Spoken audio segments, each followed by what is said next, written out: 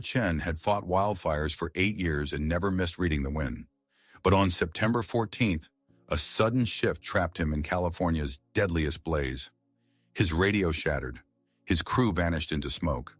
The firestorm was moving at 60 miles per hour, and he had 10 minutes before 2,000-degree flames hit.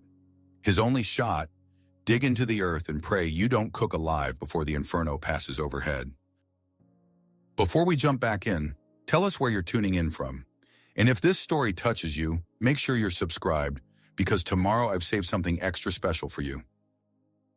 Chen's alarm went off at 5:30. He rolled out of his bunk at the El Dorado Hotshot Crew Base Camp, feet hitting the cold floor. His body knew the routine. Dress in Nomex pants and yellow shirt, lace boots tight, grab his pack. The smell of coffee and diesel fuel filled the morning air as crews prepared for another day on the Grizzly Creek Fire. He walked to the briefing tent where Incident Commander Rodriguez was updating the map. 12,000 acres burned, 30% contained. Not bad for day 3. The fire had been behaving itself, creeping upslope through brush and timber at a predictable pace. Tyler stood with his superintendent, Maria Santos, and the rest of his 20-person crew. "Weather's changing," Rodriguez said, tapping the forecast printout. "Winds picking up this afternoon. Could hit 20 miles per hour by 1500 hours." Tyler glanced at the sky. Clear. Smoke column rising straight up. 20 miles per hour wasn't terrible. He'd worked in worse. Maria assigned sectors. "Tyler, take your squad to the northwest flank. We're cutting line along that ridge.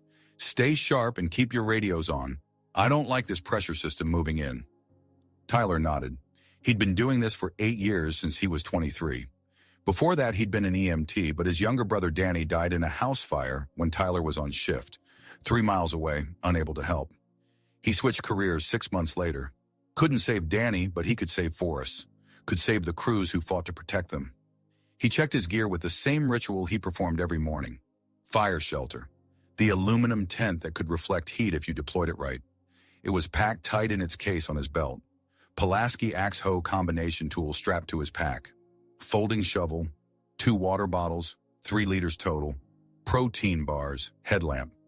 Radio clipped to his chest strap, volume up. Jake Martinez, the rookie, approached him. Kid was 21, fresh out of fire academy, nervous energy radiating off him. "Hey, Tyler, you think today's going to be rough?" Tyler smiled. "Stick close. Follow protocol. You'll be fine. Fire's been moving slow. We're just babysitting it at this point." "Yeah, but the wind. We've seen worse. Trust your training." The crew loaded into trucks at 6:15. Tyler sat in back, watching the smoke column through the window as they drove toward their sector. Something about it bothered him, the way it was starting to lean, just slightly. Wind was picking up earlier than forecast. He keyed his radio. "Maria, you seeing this smoke column?" Static, then her voice. "Copy. Noticed it too. Keep your eyes open today." The trucks dropped them at the northwest ridge at 7. Tyler's squad, 8 firefighters including Jake, began cutting line through dense manzanita and pine. The work was hot, methodical. Swing the Pulaski, clear brush down to mineral soil, create a gap the fire couldn't jump. Sweat soaked through his shirt by 8. Temperature was already 90 degrees and climbing. By 9:30, the fire was still behaving. Tyler could see it a quarter-mile downslope, creeping through undergrowth. Smoke white and lazy. He relaxed slightly. Maybe today would be routine after all. Then a cedar tree exploded into flame. Tyler stopped mid-swing. Cedar trees didn't just explode unless conditions were extreme. He watched the tree torch, flames shooting 60 feet into the air, consuming it in seconds. The fire was feeding on something. Wind or heat or both. "Jake, get on the radio. Tell Maria we've got torching on the west side." Jake fumbled with his radio while Tyler scanned the fire's edge. The white smoke was turning gray. Not good. Gray meant the fire was heating up, finding more fuel. He counted 3 more cedars, torching in rapid succession, each one closer than the last. Maria's voice crackled through. "Copy that, Tyler. We're seeing increased activity across all sectors. Wind shifted 10 minutes ago. Stay alert." 10 minutes ago. Tyler hadn't felt it yet on the ridge, But down in the canyon, the wind was already pushing. He did the math in his head. Fire moving upslope, wind behind it, steep terrain funneling heat, classic blow-up conditions. "All right, people," Tyler called to his squad. "Pick up the pace. We need this line finished in the next hour." They worked faster. The Pulaski bit into rocky soil, roots, dried brush.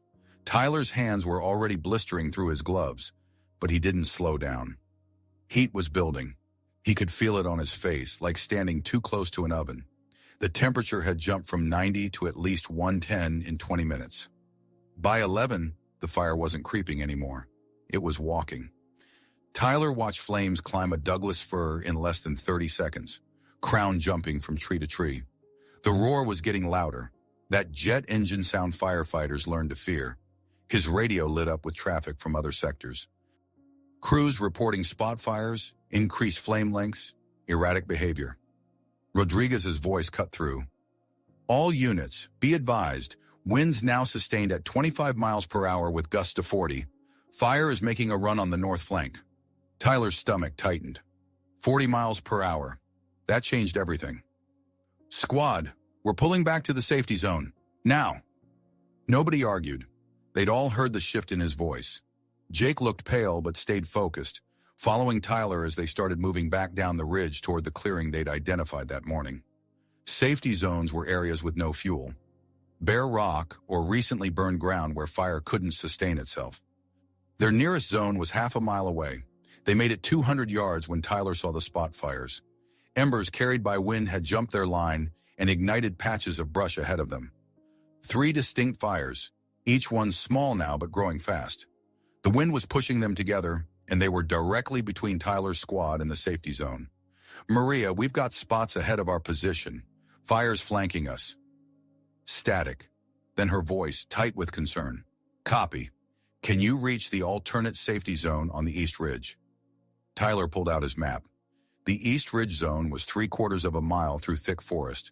With fire behavior like this, they'd never make it. "Negative. We're deploying shelters here." "Understood. Mark your position." Tyler keyed his radio with their GPS coordinates, then turned to his squad. They were already pulling out their fire shelters, faces grim but controlled. Training took over. Find the clearest spot. Lie face down. Pull shelter over yourself. Breathe shallow. Wait for the fire to pass. They found a small clearing 30 yards off the ridge, mostly dirt and rock with sparse vegetation. Not ideal, but better than being caught in dense timber. Tyler helped Jake clear loose branches, while the others scraped away brush with their tools. Every second counted. "Listen up," Tyler shouted over the growing roar. "Stay in your shelters no matter what. It's gonna get hot, gonna sound like the world's ending. Don't move. Don't look up. Breathe through your nose. Shallow breaths. The fire will pass." He'd trained for this dozens of times, but never deployed for real. None of them had. Jake's hands were shaking as he pulled his shelter from its case. "Tyler, You're gonna be fine. Just like training. Get down, stay down." The wind hit like a fist. 40 miles per hour became 50, maybe 60. It knocked Jake sideways. Tyler grabbed him, steadied him. The temperature spiked. Tyler's exposed skin felt like it was blistering just from radiant heat. The main fire was coming. "Deploy, now!" His squad dropped to the ground, pulling the aluminum shelters over themselves. Tyler did a quick count. 8 bodies, everyone down. He started toward his own shelter when the explosion of wind sent him stumbling backward. His boot caught on a root. He fell hard, tumbling down the steep embankment he hadn't seen behind him. His radio ripped from his chest strap. The world spun, rocks, dirt, sky.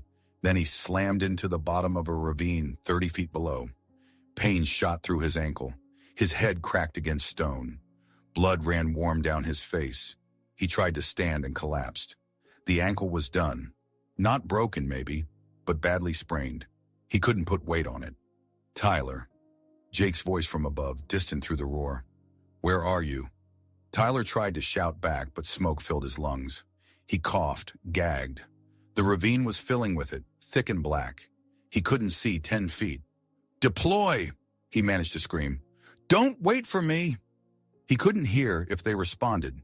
The roar was too loud now, like standing behind a jet at takeoff. The fire was seconds away. He tried to climb the ravine wall, but the rock was loose, crumbling under his hands. His injured ankle wouldn't support him. He was trapped. Tyler looked up the ravine. Orange light reflected off the smoke, turning everything the color of hell. Trees at the top were already burning. The ravine was a natural chimney, the worst possible place to be when fire hit. It would funnel heat and flames directly through here, sucking out all the oxygen. His fire shelter was still clipped to his belt. He could deploy it here, but shelters needed relatively flat ground and breathable air. This ravine would kill him even inside the shelter. He had maybe 5 minutes, maybe less. Tyler forced himself to think. 8 years of training. What did he know? Fire needs fuel, oxygen, heat.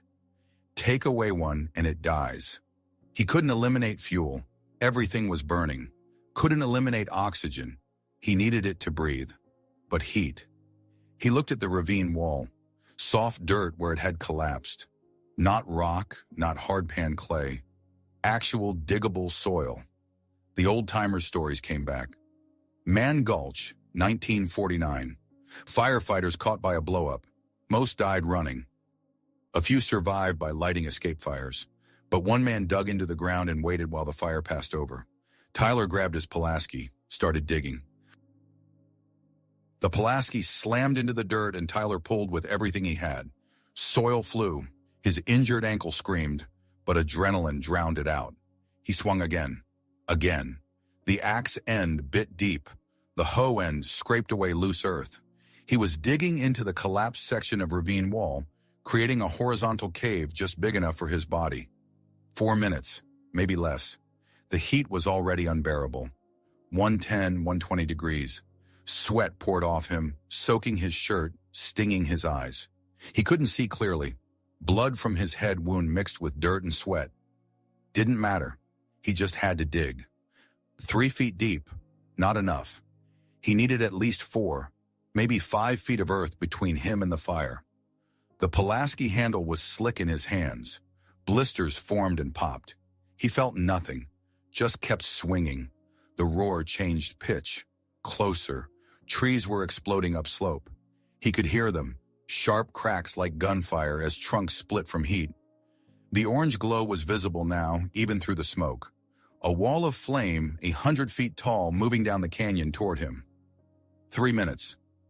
Tyler switched to his folding shovel, scooping dirt faster. The cave was taking shape, low, cramped, angled slightly into the embankment. His hands were bleeding through his gloves, but the motion was automatic now. Dig, scoop, throw. Dig, scoop, throw. He hit rock at 4 feet depth. Cursed. Angled the shelter downward, following softer soil. The entrance was about 3 feet wide, the interior barely large enough for him to fit if he curled tight. 2 minutes. Embers started raining down. Hot orange specks landing on his neck, his arms, burning through fabric. One hit his cheek and he slapped it away. The air was getting harder to breathe. Oxygen was being sucked toward the fire, feeding it. Tyler looked around desperately. He needed something to cover the entrance, to block radiant heat. Flat rocks lined the ravine floor. He grabbed them, stacking them near the mouth of his cave. Not a perfect seal, just enough to deflect the worst of it. 1 minute. He pulled his fire shelter from its case. The aluminum material crinkled as he unfolded it. His plan: use the shelter as an inner layer inside his dirt cave, then stack rocks at the entrance.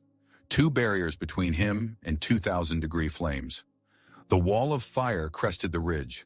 Tyler saw it for one terrible second. Orange and red and black, moving like a living thing, consuming everything.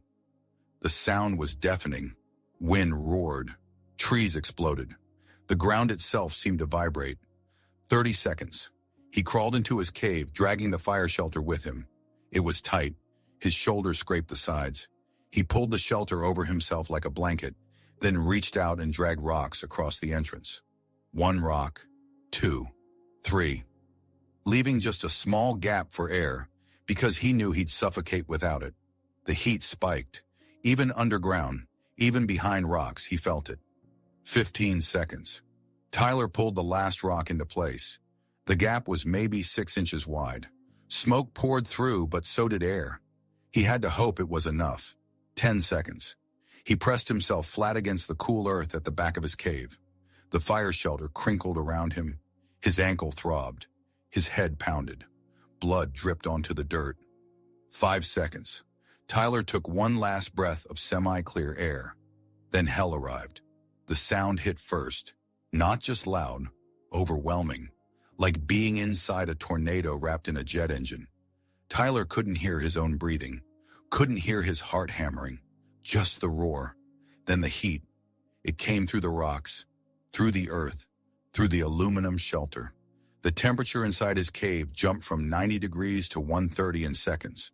The air became thick, hard to pull into his lungs. Tyler pressed his face against the dirt floor, where it was coolest, and breathed in shallow gas. The rocks at the entrance started to glow. Orange light seeped through the gaps. Tyler watched them turn from gray to dull red. The heat radiating off them was like opening an oven door and sticking your face inside. His fire shelter was doing its job. The aluminum reflected most of the radiant heat, but the ground itself was conducting heat from above. The earth that had felt cool moments ago was warming up. Tyler realized with sick clarity that he was essentially inside an oven. If the fire stalled over this ravine, if it burned hot enough for long enough, the ground would cook him alive. 2 minutes in, maybe 3. Time was impossible to track. His lungs burned. Each breath was agony. The air temperature was well over 140 degrees now, hot enough to damage lung tissue. Tyler pulled his bandana from his pocket, soaked it with water from his bottle, and pressed it over his nose and mouth. Breathe through fabric. Filter the superheated air. Make it bearable. The roar changed pitch. Not quieter. Different. The main fire front was passing directly overhead. Tyler could hear trees exploding just yards above his position. Massive Douglas firs bursting like bombs as the moisture inside turned to steam instantly. 4 minutes. Maybe 5. Tyler's vision was getting spotty. Dark edges creeping in. Lack of oxygen or heat exhaustion or both. He couldn't tell. His body was fighting to regulate temperature but losing. Sweat soaked through his clothes and evaporated immediately. Dehydration setting in fast. He drank more water, poured some on the ground beneath him to create cooling steam. It helped for maybe 30 seconds. Then the heat absorbed it. The aluminum shelter was starting to fail. Tyler saw small holes forming where embers had landed on the outside. The material was rated to 1,500 degrees, but this fire was hotter. Much hotter. He shifted position, trying to avoid the failing spots, but there was nowhere to go. The cave was coffin-sized. 6 minutes. Tyler's thoughts were fragmenting. He thought about Jake and his squad. Were they okay? Had their shelters held? He thought about Maria, probably coordinating rescue efforts, not knowing he'd fallen into this ravine. He thought about Danny, his brother, dying in flames 13 years ago. Was this how Danny felt in those final moments? The thought made Tyler angry. Anger cut through the fog. He wasn't dead yet. Wasn't going to die. Not here. Not like this. He forced himself to focus. Assess. The roar was definitely changing now. Not getting louder. Moving. The fire was passing, pushed by wind up the canyon. But how long until the ground cooled enough to survive? 7 minutes. Tyler tried to move his fingers. They responded, but barely. Heat exhaustion was shutting down non-essential systems. He needed to stay conscious. If he passed out now, he might not wake up. Tyler started counting. 1, 2, 3, 4. Anything to stay conscious. Anything to keep his brain working. When he reached 100, he started over. Then he counted backward.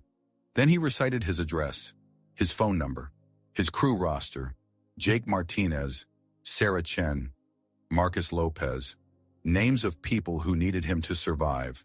8 minutes, 9, 10. The roar was definitely fading.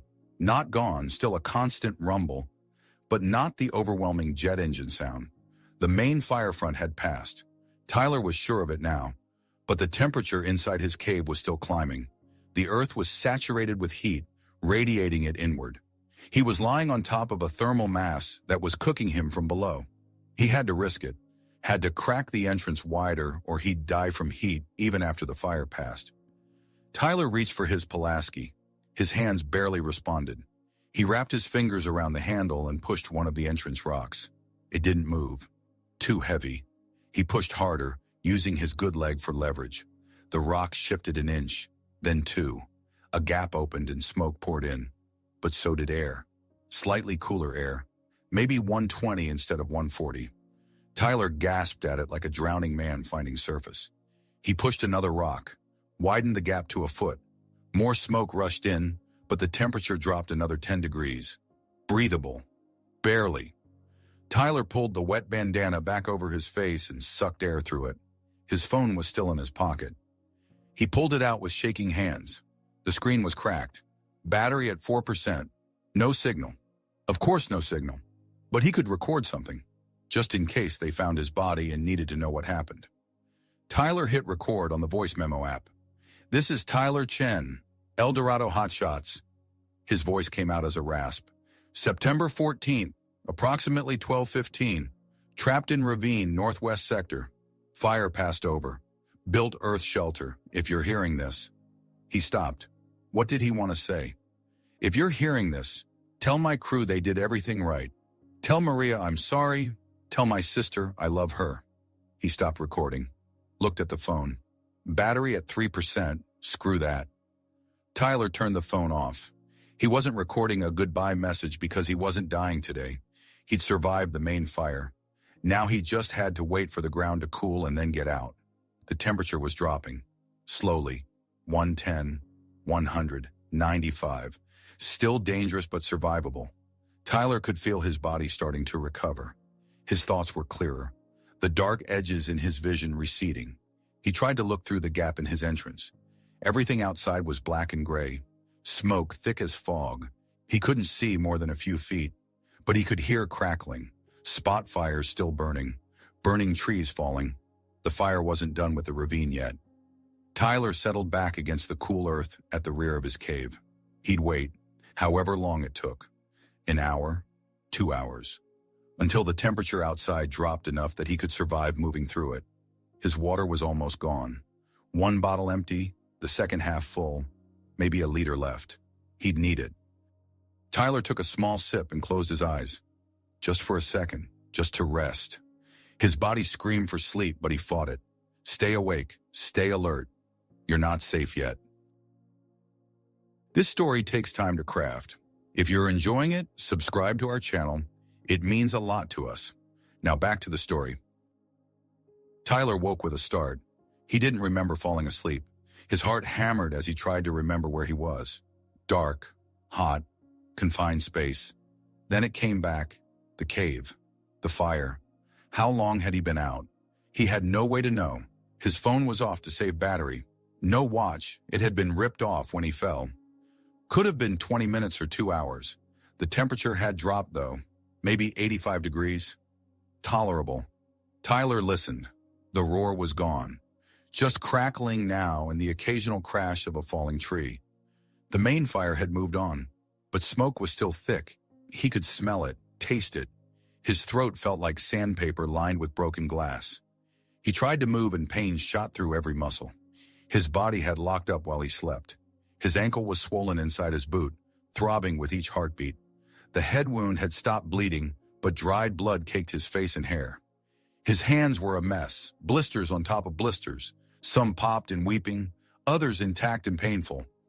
But he was alive. Tyler pushed the rocks away from the entrance, widening the gap until he could stick his head out. Smoke everywhere. Visibility maybe 20 feet. Everything in his field of vision was black. Charred earth, skeleton trees, white ash coating the ground like snow. The ravine had been scoured clean. The fire had channeled through here exactly like he'd feared, turning it into a blast furnace. Nothing remained except his cave carved into the embankment. Tyler crawled out slowly, every movement agony. His legs didn't want to support weight. The injured ankle was useless. He stood on his good leg and leaned against the ravine wall, assessing. The temperature outside was maybe 90 degrees, hot but survivable. The ground was still warm beneath his boots. He could feel heat through the soles, but not dangerously so. Embers glowed in patches of remaining fuel. He'd have to watch where he stepped. He looked up at where his crew had been. Smoke obscured everything. He couldn't see the clearing where they'd deployed shelters. Couldn't see anything but gray and black. "Jake!" His voice came out as a croak. He tried again. "Maria! Anyone!" Nothing. Just the crackle of dying fires and wind through burned trees. Tyler's radio was gone, ripped away when he fell. His phone was dead or nearly dead. He had no way to communicate, no way to tell anyone he was alive or where he was. He took stock. Injuries, sprained ankle, head wound, burned hands, smoke inhalation, dehydration, probable heat exhaustion. Gear, Pulaski, folding shovel, fire shelter, damaged but intact. Half bottle of water, protein bars in his pack. The water situation was critical. Half a liter maybe. Not enough if he had to walk any distance. Tyler looked around the ravine for the spring he'd seen earlier. Had it survived? Would the heat have boiled it away? He limped along the ravine floor, using his Pulaski as a crutch. His ankle screamed, but he gritted his teeth. 20 yards down, he found it, the spring still trickling between rocks. The water was warm, almost hot, but it was flowing. Tyler knelt and drank directly from the source. Warm, metallic taste, but it was water. He drank until his stomach hurt, then filled both bottles. Basic survival rule: always secure water first. Tyler needed to get out of the ravine. His crew was up there somewhere, and he had to know if they'd survived. The thought of Jake or Maria or any of them dead in their shelters made his chest tight. The ravine wall was 30 feet of loose rock and dirt. Climbing it with a busted ankle would be brutal, but staying here wasn't an option. He studied the wall looking for the best route. A section to his left had more exposed roots and rocks. Natural handholds. He started climbing. The first 5 feet went okay. Pull with arms, push with good leg, keep weight off the bad ankle. His hands screamed. Every grip tore at his blisters. Blood made the rocks slippery. Tyler ignored it. Climbed. At 10 feet, his injured ankle brushed against rock, and pain exploded up his leg. White spots filled his vision. He clung to the wall, breathing hard, waiting for it to pass. Don't look down, just climb. 15 feet. Halfway. A rock came loose under his hand. Tyler scrambled for another hold, but his burned palms couldn't grip properly. He slipped, slid 5 feet down the wall, caught himself on a root that dug into his armpit. The sudden stop knocked the wind out of him. He hung there for a moment, feet dangling, entire body weight on one arm hooked around a root. His shoulder felt like it was separating. He couldn't hold this position long. Tyler swung his good leg up, found a foothold, transferred weight. The root held. He pulled himself back against the wall and rested. His heart was hammering. That was close. Fall from this height onto rocks below, and the ankle would be the least of his problems. He looked up. 15 feet to go. Come on. Move.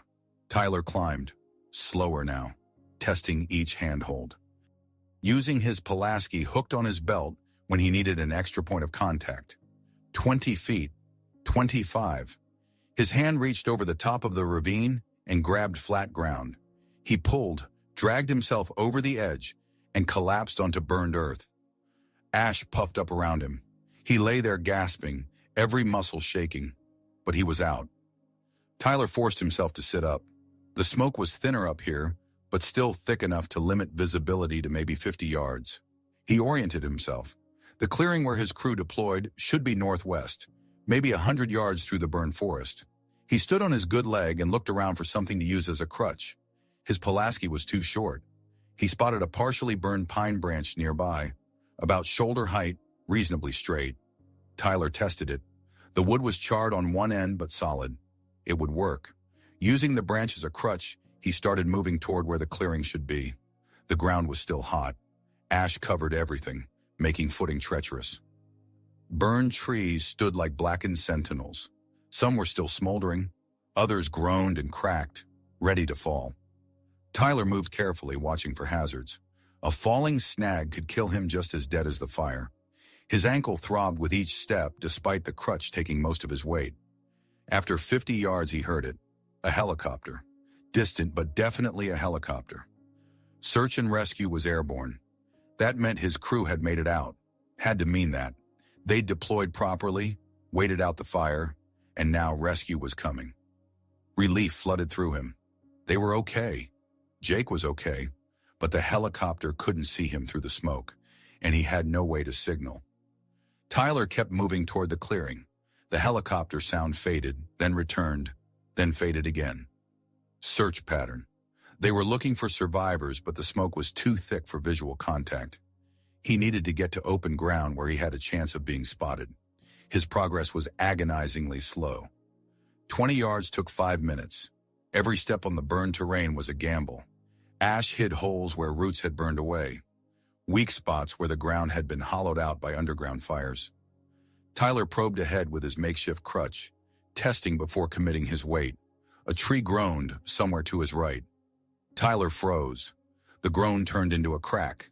He looked up just as a massive Douglas fir started to fall. The trunk was burning from the inside, structurally compromised. It was coming down right toward him. Tyler threw himself sideways. His bad ankle hit the ground and pain exploded, but he kept moving, half crawling, half dragging himself away from the fall line. The tree crashed down 20 feet behind him, sending up a huge cloud of ash and embers. He lay there for a moment, coughing, ash coating his face and lungs. That was too close. He couldn't afford another mistake like that. Tyler pushed himself up and kept going. The clearing had to be close. He recognized a rock formation through the smoke.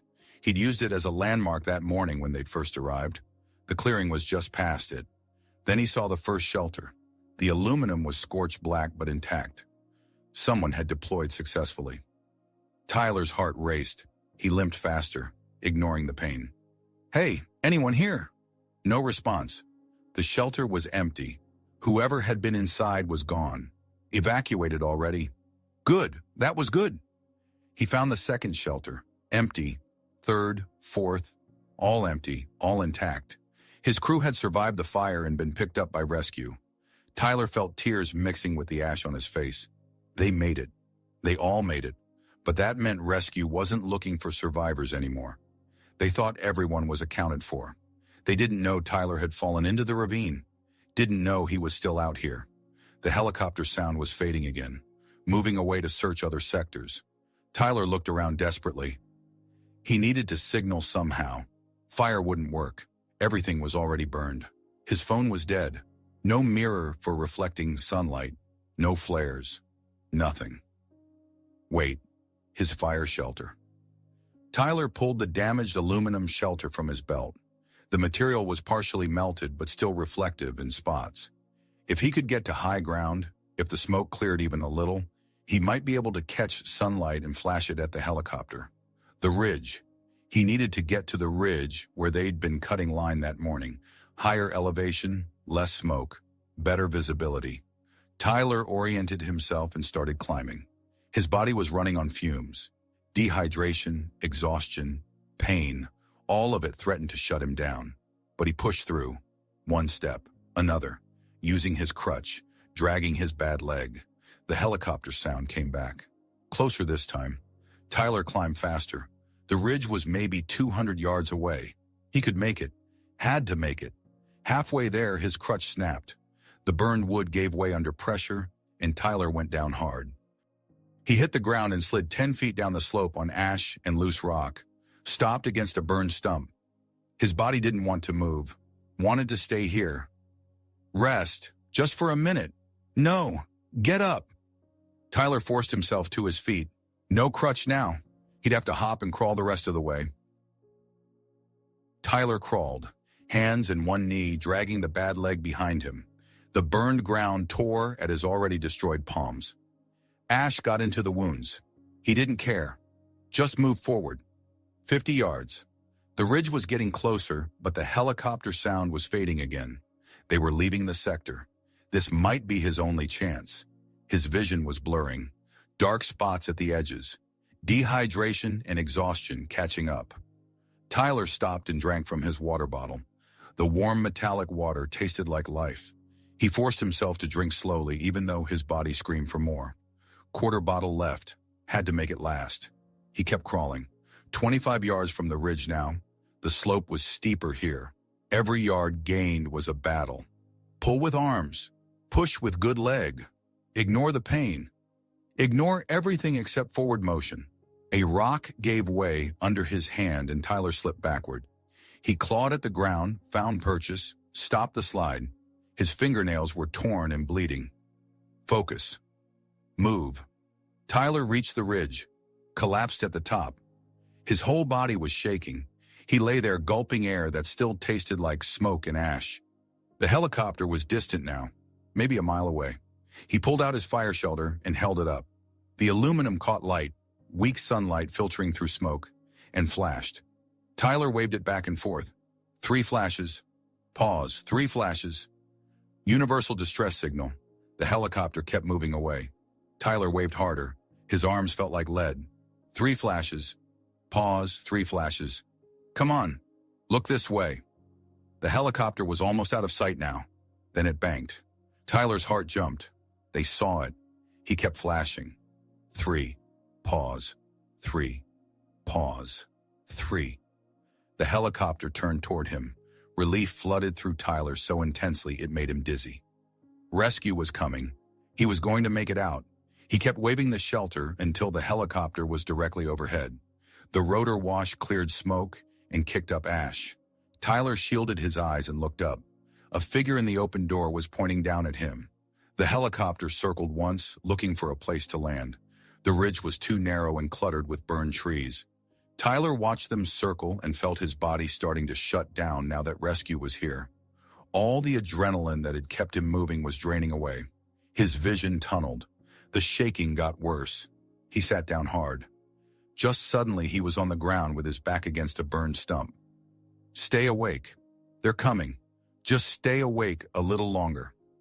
The helicopter landed somewhere beyond his line of sight. He heard it touch down maybe 100 yards away. Heard voices shouting, footsteps running through ash. 2 figures emerged from the smoke. Yellow fire gear. They were running toward him. Tyler tried to stand. Couldn't. His legs wouldn't respond. He raised one hand and waved weakly. The firefighters reached him. One knelt beside him while the other radioed their position. Tyler saw the first one's face. A woman, maybe 30, concerned eyes behind safety glasses. Tyler Chen. He nodded. Couldn't speak. Throat too raw. Okay, Tyler, we got you. You're safe now. Can you tell me where you're hurt? Tyler pointed to his ankle, his head, his hands. The woman, her name tag said Rodriguez, pulled out a medical kit while her partner gave him water. Tyler drank slowly, cold water from their supply. It was the best thing he'd ever tasted. We need to get you to the helicopter, Rodriguez said. Can you walk? Tyler shook his head, pointed to his ankle. Okay, we'll carry you. They lifted him carefully. Tyler bit back a scream as his ankle shifted. They got him onto Chen's back in a fireman's carry and started moving toward the helicopter. Your crew made it, Rodriguez said. All accounted for. They thought you were gone. Maria's been coordinating search for 3 hours. 3 hours. Tyler had been underground and crawling around for 3 hours. They reached the helicopter. A paramedic was waiting with a stretcher. They loaded Tyler and strapped him down. The paramedic, Williams, started checking vitals. Pulse elevated, breathing shallow, severe dehydration, second-degree burns, and possible heat exhaustion. Williams spoke into his radio. We need to get him to UC Davis Medical. The helicopter lifted off. Tyler watched the burned landscape drop away. From the air, he could see the full scope of destruction. Thousands of acres of blackened earth, smoke columns still rising, and somewhere down there, his tiny cave that had saved his life. Williams hooked up an IV, cool fluid flowing into Tyler's veins. Nobody survives in the middle of a blow-up like that. What did you do? Tyler's voice came out as a whisper. Dug a hole. You what? Dug into the ground. Waited it out. Williams stared at him. You buried yourself. Tyler nodded. That shouldn't have worked. Almost didn't. The helicopter banked and Tyler saw Sacramento in the distance. He closed his eyes. Hey, stay with me, Williams said. Don't pass out yet. I need you conscious until we land. Tyler forced his eyes open, focused on Williams' face. Tell me what happened. Keep talking. Tyler described it in fragments. The wind shift, getting separated, the fall, digging the shelter, the fire passing over. His voice was barely audible, but he kept talking. "You're going into the training manuals," William said. "What you did, that's going to save lives." Tyler hadn't thought about that. He'd just been trying not to die. But if his survival could teach others, maybe it meant something. The helicopter descended toward the hospital. Tyler saw news vans in the parking lot. Cameras. "Media's been covering the fire all day," Williams explained. "You're a story now." Tyler didn't want to be a story, but this was bigger than him now. The helicopter touched down on the hospital roof. Medical staff rushed out with a gurney. They transferred Tyler quickly and wheeled him toward the elevator. Williams stayed with him, hand on his shoulder. "You're going to be fine. Burns are 2nd degree. Ankle's probably a bad sprain. You'll heal." They took him to the burn unit. Doctors cut away his clothes. His Nomex shirt and pants were fused to his skin in places. Every movement hurt, but Tyler gritted his teeth. A doctor named Patel examined him thoroughly. "You were exposed to temperatures that should have caused fatal injuries. How long were you in direct heat?" 10 minutes, maybe 15. The human body can't survive that level of heat exposure. I was underground, in dirt. You were buried. I dug a cave, used my fire shelter as a liner. The earth insulated me." She made notes. "This needs to be studied." They cleaned his burns, dressed them, wrapped his ankle, and stitched the cut on his head. 14 stitches. They moved him to a private room, hooked up monitors, adjusted his IV. But before Tyler could close his eyes, the door opened. Maria walked in. She looked like she'd aged 10 years. Her eyes were red. When she saw Tyler alive and conscious, she broke down. "I thought you were dead," she said. "We searched. We called for you. The fire was too intense." "I fell," Tyler said. "Tumbled into a ravine. Lost my radio. By the time I got back up, you were gone. We waited as long as we could. I had to evacuate the crew. You did the right thing. Is everyone okay?" Maria nodded. "Jake's shaken, but fine. Everyone deployed successfully." She pulled a chair close. "What happened down there?" Tyler told her. The fall, the ravine, the impossible decision to dig, the heat and darkness and certainty that he would die. Maria listened without interrupting. "Nobody's going to believe this," she said. "I barely believe it. Cal Fire wants to document everything. The shelter dimensions, the materials, the positioning. They want to create protocols based on what you did." Tyler nodded slowly.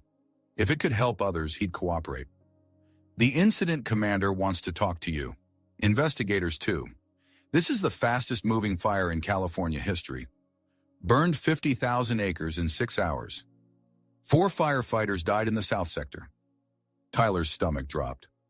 "Who?" "Not our people. Different crew. They tried to outrun it. 4 dead." Tyler closed his eyes. He'd survived and 4 others hadn't. The guilt hit him like a physical weight. "Jake wants to see you," Maria said. "He's been waiting outside. Thinks it's his fault you got separated." "It wasn't his fault. Tell him that." Maria stood to leave but stopped at the door.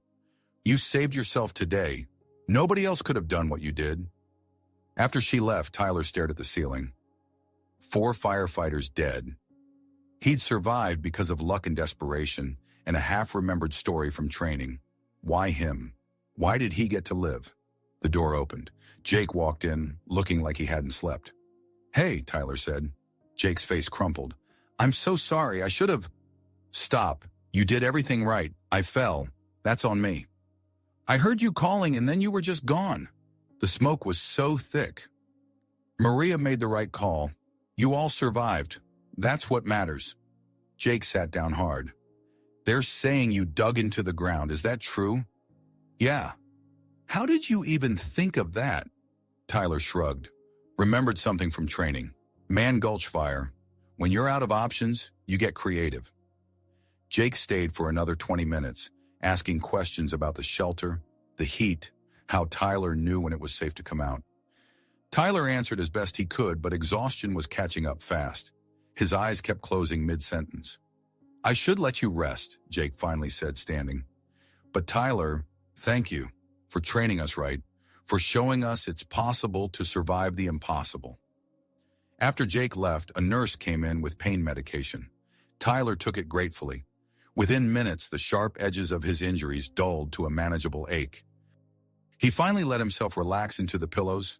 His last thought before sleep took him was of his cave in the ravine, 4 feet of dirt between him and death. It had worked. Against all odds, it had actually worked. Tyler woke at 3 in the morning. The hospital room was dark except for monitors casting blue light. His body ached, but the pain medication was working. What woke him wasn't physical. It was the dream. He'd been back in the cave, fire roaring overhead. Heat so intense his skin was blistering, but in the dream he couldn't move, just trapped in the dark, waiting to cook alive. Tyler sat up, breathing hard. His heart hammered. The monitors beeped faster. A nurse appeared in the doorway. "You okay?" Tyler nodded. The nurse checked his vitals, adjusted his IV, and left. But Tyler couldn't go back to sleep. Every time he closed his eyes, he was back in that hole. He got out of bed slowly, careful with his wrapped ankle. Limped to the window. Sacramento spread out below. Thousands of lights in the darkness. Safe. So different from the burned hellscape he'd escaped. His phone was on the bedside table. 47 missed calls. 63 text messages. His sister. Friends from other crews. People he hadn't talked to in years. One text stood out. From his former fire academy instructor, Captain Morrison. "Heard what you did. Never heard of anyone surviving like that. This changes everything." Tyler stared at the message. He didn't feel like he'd changed anything. He just refused to die. But Morrison was right. What Tyler had done would be studied, turned into training protocols. Other firefighters would learn from it. Maybe save their own lives someday. 4 firefighters died yesterday. He lived. Now he had to make that mean something. Tyler opened his phone's notes app. Started typing while the memories were fresh. The exact dimensions of his shelter, the angle into the embankment, how he used rocks at the entrance, the fire shelter as an inner layer, how hot it got, how long he waited, every detail that might help someone else survive. He wrote for an hour. His burned hands made typing difficult, but he pushed through. At 4:30, a different nurse came in and found Tyler still awake. "You need rest." "Just needed to write something down first." "What are you writing?" "Instructions.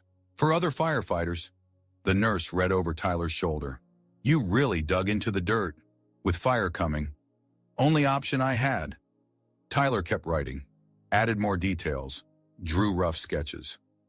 By 6 in the morning, he had 5 pages of notes. His phone rang. Unknown number. "Tyler Chen." "Yeah. This is Jim Harris, Cal Fire investigator. Sorry to call so early. I'm at the fire site now, standing at your shelter location. I need you to walk me through exactly what you did here." Tyler spent 20 minutes on the phone with Harris, describing every detail. The investigator asked specific questions about soil composition, shelter depth, entrance configuration. "The temperature here reached at least 2,000 degrees, Harris said. "We found metal tools 50 yards away that melted. Your shelter is in the middle of total devastation. Nothing else survived within 100 yards. Tyler looked at his bandaged hands. "I almost didn't either. But you did. We're going to replicate this. Build test shelters. Run controlled burns. You've given firefighters a last resort option they didn't have before." After the call ended, Tyler sat in silence. The sun was rising. September 15th. One day after he should have died. The door opened. A man in a suit walked in, late 50s, graying hair. He introduced himself as Deputy Chief Warren from Cal Fire Headquarters. "Mr. Chen, we need to discuss what happened yesterday." Warren pulled out a folder. 4 firefighters died in the Grizzly Creek Fire.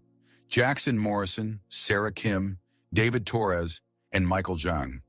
They were caught in the same blow-up that trapped you. The names hit Tyler hard. Real people. Real families. "They tried to reach a safety zone," Warren continued. "Didn't make it. The fire overtook them. They didn't survive." Tyler's throat tightened. "I'm sorry. Be willing to help us make sure it doesn't happen again. Your technique is unprecedented. We want to develop it into official protocol, but we need your cooperation, interviews, demonstrations, technical consultations. Whatever you need." Good, first step is a full debrief. Then we'll need you to return to the site. After that, we want you involved in training development. I'm still on medical leave. We'll work around that. This is too important. Warren stood. The media wants access. You don't have to talk to anyone if you don't want to. Tyler thought about the 4 who died. Their families would see news coverage. He owed it to them to tell the truth. I'll do one interview, then I'm done with media. Fair enough. Warren turned back at the door. Tyler, you survived because of skill, yes, but also factors outside your control. Soil type, wind direction, fire intensity patterns, 100 variables that aligned. I know. I got lucky. Luck is part of it. But so is training and decision-making under pressure. Tyler lay back. 4 names. Jackson Morrison, Sarah Kim, David Torres, Michael Zhang. He needed to remember them. 3 weeks later, Tyler stood at the edge of his shelter site. The ravine looked different in daylight, smaller somehow, but the cave was still there. Jim Harris stood beside him with a camera crew and 2 analysts. They'd been documenting the site for hours. Show us again how you positioned yourself inside, Harris said. Tyler knelt at the entrance. His ankle was mostly healed. He crawled into the cave. Inside, he demonstrated how he'd used the fire shelter, where he'd stacked rocks, the gap for air. The clearance above you was maybe 18 inches, one analyst noted. Most people would panic in that confined space. I did panic, Tyler said, but I was more scared of burning to death. They spent another hour at the site. Tyler answered every question. On the hike out, Harris walked beside him. We're running the first test burn next month. Built 3 replica shelters. We'll use controlled fire to see what works best. You think other firefighters will actually use this? If it's proven reliable, yes. It'll be taught as a last-ditch survival technique. Harris paused. 4 firefighters used your technique already. Tyler stopped walking. What? Different fires. Washington, Oregon, Montana. All in the last 2 weeks. They all survived. Tyler felt something break open in his chest. They're okay. All 4 walked away. One sent you a message. Harris pulled out his phone. Tell Tyler Chen his dirt hole saved my life. I owe him a beer, and my kids owe him their dad. Tyler sat right there on the burned hillside. His survival wasn't meaningless. It was already saving lives. Harris sat beside him. I want to tell you something about those 4 firefighters who died. I investigated their scene. There was nowhere for them to dig, solid rock beneath a few inches of soil. Even if they'd known your technique, they couldn't have executed it. So they never had a chance. They had the chance they took, running for the safety zone. Tyler, you didn't survive because you're better or smarter. You survived because your specific situation allowed for a specific solution. The guilt was still there, but Harris's words helped. Their families, and Tyler said, have you talked to them? All 4 families. Do they know about me? Yes. What did they say? Jackson Morrison's widow said she was glad someone made it out. Said if her husband's death helps save other firefighters through what you're teaching, then it means something. Tyler looked out over the burned landscape. New growth was already appearing, small green shoots pushing through ash. I want to meet them, Tyler said. If they're willing, I'll arrange it. Tyler's phone buzzed. A text from Maria. Training session scheduled for next month. You're teaching the new technique. 30 firefighters attending. You ready? Tyler typed back. Ready. 6 months after the fire, Tyler stood in front of 30 firefighters at the Cal Fire training facility. His melted Pulaski and fire shelter sat on a table beside him. This isn't about being a hero, Tyler said. This is about having one more option when everything else fails. I got lucky. The soil was right. The timing was right. But I also made decisions that kept me alive. He spent 2 hours teaching them, showing videos from the test burns, explaining soil types, shelter dimensions, timing. The firefighters asked hard questions. Tyler answered honestly, including the parts where he'd been terrified. After the session, a young firefighter approached him. She looked about 25. My dad was David Torres, she said quietly, one of the 4 who died. Tyler's breath caught. I'm so sorry. Don't be. He died doing what he loved. But I wanted to thank you. what you're teaching, it might save someone else's dad." She shook his hand and walked away. Tyler stood there watching her go. Maria found him outside. "You did good in there. It doesn't feel like enough. It never does, but it's something." Tyler looked at the training facility, thinking about the 30 firefighters who now knew his technique. 30 who might survive because of what he'd learned. "Yeah," he said, "sometimes something is enough." That night, Tyler met with Jackson Morrison's widow, Helen, at a quiet coffee shop in Sacramento. She was in her late 40s, tired eyes but a steady handshake. "Thank you for seeing me," Tyler said. "I wanted to meet the man who survived what took my husband." Helen's voice was calm, no anger in it. "Jim Harris told me about your shelter, about how you thought to dig when most people would have run. I'm sorry I made it out when Jackson didn't. Don't apologize for surviving. Jackson knew the risks, we all do." She pulled out a photo, Jackson in his yellow fire shirt, grinning at the camera. He would have wanted someone to learn from it, to pass it on. They talked for an hour. Helen told stories about Jackson, about their 2 kids, about the memorial service where 300 firefighters showed up. Tyler listened, carrying the weight of those names with him. When they parted, Helen hugged him. "Keep teaching. That's how you honor them." If this story meant something to you, drop a comment and share it. It helps the next person find their way here.